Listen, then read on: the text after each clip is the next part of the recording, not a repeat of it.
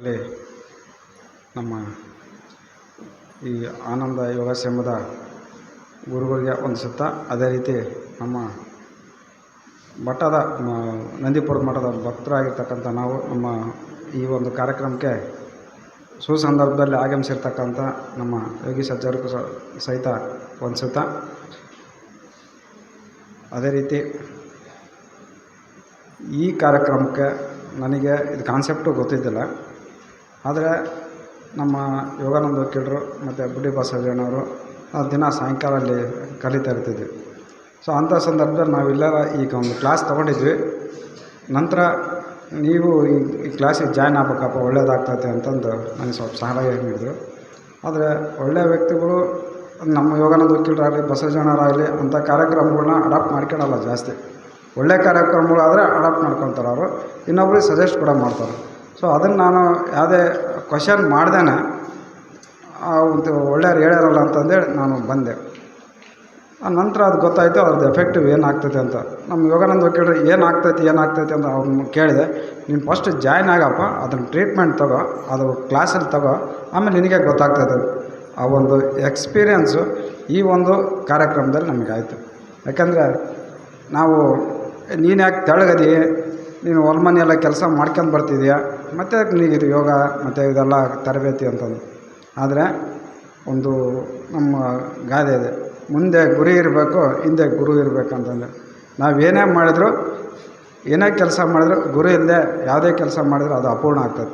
So ಅಂಥ ಸಂದರ್ಭದಲ್ಲಿ ಈ ಒಂದು ಗುರುಗಳು ಇದ್ದಾರೆ, ಅದಕ್ಕೊಂದು ಸುವ್ಯವಸ್ಥಿತವಾಗಿರ್ತಕ್ಕಂಥ ವ್ಯವಸ್ಥಿತವಾಗಿ ಹೇಳ್ಕೊಡ್ತಾರೆ ಅನ್ನೋದೊಂದು ಕಾನ್ಸೆಪ್ಟು ನನಗೆ ಈ ಕಾರ್ಯಕ್ರಮ ಆಯೋಜನೆ ಮಾಡಿದ ಮೇಲೆ ಗೊತ್ತಾಯಿತು. ಅದನ್ನು ಕೂಡ ನಮ್ಮ ಯೋಗಾನಂದ ವಕೀಲರು, ನಮ್ಮ ಬಸವಣ್ಣವರು ನನಗೆ ಸೂಕ್ಷ್ಮವಾಗಿ ಹೇಳಿದರು ಸಹಿತ. ಹಂಗಾಗಿ ಈ ಕಾರ್ಯಕ್ರಮ ಜಾಯ್ನ್ ಆಗಿದೆ. ನಂತರ ನಾವು ಈ ಕಾರ್ಯಕ್ರಮದಿಂದ ನಾವೇನು ತಿಳ್ಕೊತೀವಂದರೆ, ನಮ್ಮ ಅಂಗೈಯಲ್ಲೇ ಆರೋಗ್ಯ ಐತಿ, ಅದನ್ನು ಬಿಟ್ಕೊಂಡು ನಮ್ಮ ಆರೋಗ್ಯನ ಪ್ರಪಂಚಾದ್ಯಂತ ಹುಡ್ಕ್ಯಾಕೊಂಡಿದ್ವಿ.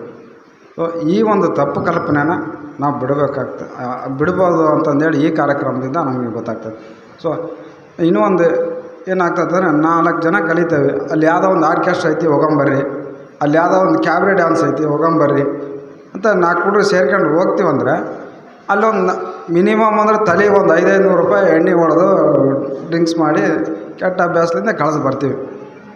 ಸೊ ಇಂಥ ಕಾರ್ಯಕ್ರಮಗಳು ಬಂದರೆ ನಾವು ಅವ್ರ ಜೊತೆಗೆ ಅಂಥ ಕೆಟ್ಟ ಅಭ್ಯಾಸದಿಂದ ನಮ್ಮ ಆರೋಗ್ಯ ಹಾಳಾಗಿ ಸಾವಿರಾರು ರೂಪಾಯಿಗಳು, ಲಕ್ಷಾಂತರ ರೂಪಾಯಿಗಟ್ಟಲೆ ಹಾಳು ಮಾಡ್ಕೊತೀವಿ. ಇಂಥ ಒಂದು ಕಾರ್ಯಕ್ರಮಕ್ಕೆ ಅದೇ 500 ರೂಪಾಯಿನ ಇನ್ವೆಸ್ಟ್ಮೆಂಟ್ ಮಾಡಿ 4 ಯಾವ ಒಂದು ಕ್ಯಾಬ್ರೆ ಡ್ಯಾನ್ಸು ಇಲ್ಲ ಆರ್ಕೆಸ್ಟ್ರಾಗಳು ನೋಡೋಕೆ ಹೋಗಿ ಅದೇ ಇನ್ವೆಸ್ಟ್ಮೆಂಟ್ನ ಇಂಥ ಒಂದು ಕಾರ್ಯಕ್ರಮದಲ್ಲಿ ಇನ್ವೆಸ್ಟ್ಮೆಂಟ್ ಮಾಡಿದರೆ, ಅದು ಒಂದು ಪಕ್ಷ ಕಮರ್ಷಿಯಲ್ ಅಂದ್ಕೊಂಡ್ರು ಕೂಡ ಇನ್ವೆಸ್ಟ್ಮೆಂಟ್ ಮಾಡಿದರೆ ನಮ್ಮ ಆಯುಷ್ಯ ವೃದ್ಧಿ ಆಗ್ತದೆ.